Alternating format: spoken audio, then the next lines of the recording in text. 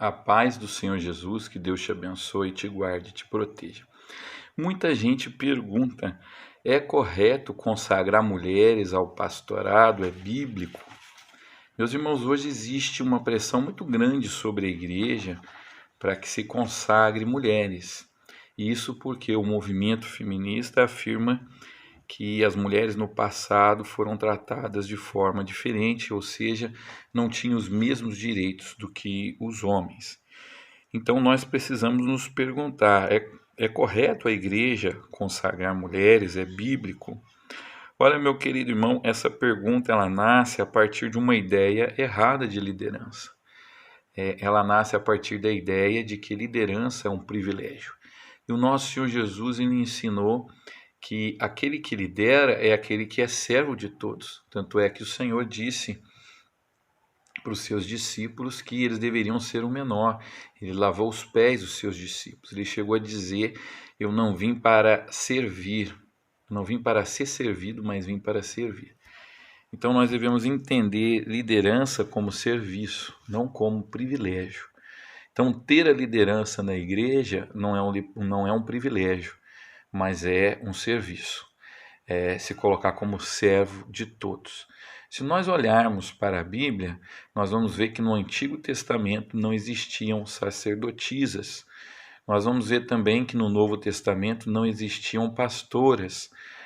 O Senhor Jesus não consagrou mulheres apóstolas, os discípulos dele não colocaram mulheres na liderança da igreja.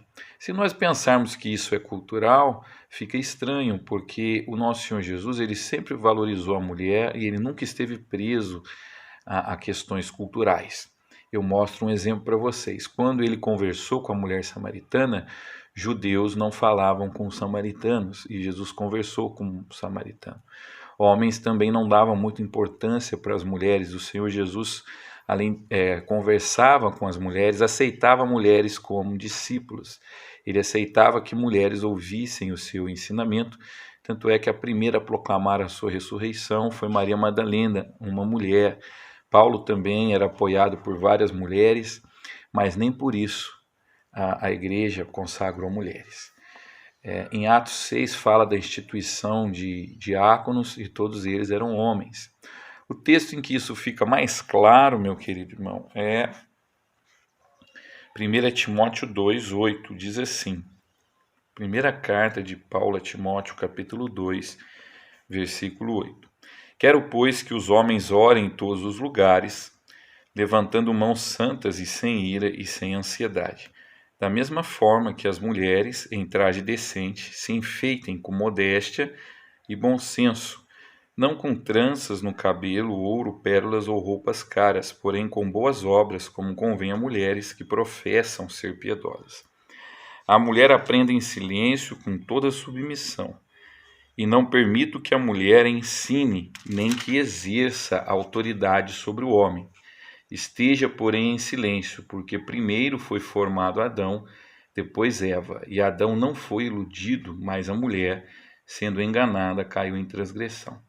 Mas ela será salva tendo filhos, se permanecer em fé, amor e santificação, com bom senso.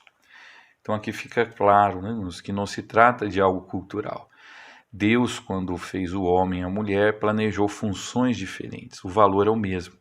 Homem e mulher não tem valor diferente para Deus. Em Gálatas a Bíblia fala que na igreja não tem macho, não tem fêmea, não tem judeu, não tem gentio, todos têm o mesmo valor. Mas a função de governo Deus deu ao homem. A mulher ela pode ensinar, como Paulo fala, as crianças, ela pode ensinar outras mulheres, mas não deve estar no governo da igreja. Devemos lembrar, irmão, que uma coisa é a sociedade civil, outra coisa é a igreja. A igreja é uma instituição espiritual, foi Deus que estabeleceu ela. E ela é regida não pelas demandas de grupos sociais, ela é regida pela palavra de Deus. E a palavra de Deus mostra que a liderança tem que ser exercida por homens capacitados. Amém? Então, a palavra de Deus não dá apoio para a consagração de pastores.